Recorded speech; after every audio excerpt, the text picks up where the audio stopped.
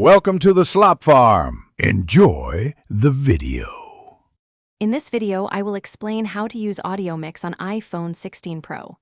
Open Settings, tap Sounds and Haptics, then choose Playback and select Audio Mix to blend system and app audio.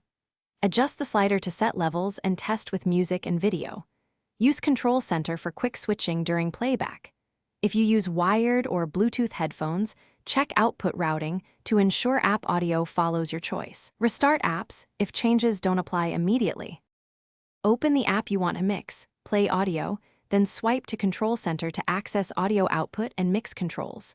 Tap the AirPlay icon to see available outputs and the audio mix slider.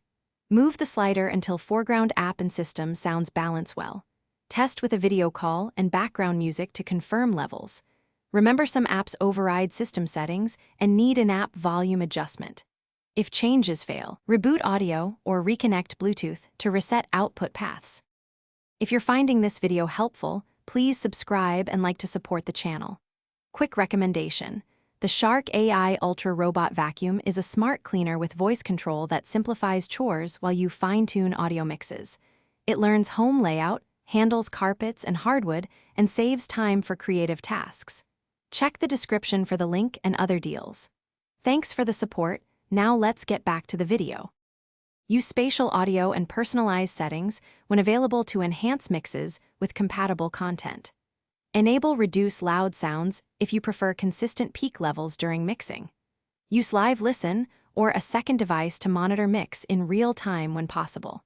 For recordings, lock orientation and enable do not disturb to prevent interruptions. Keep iOS updated and clear background processes when audio routing behaves oddly. Contact app support for persistent issues that ignore system mixers.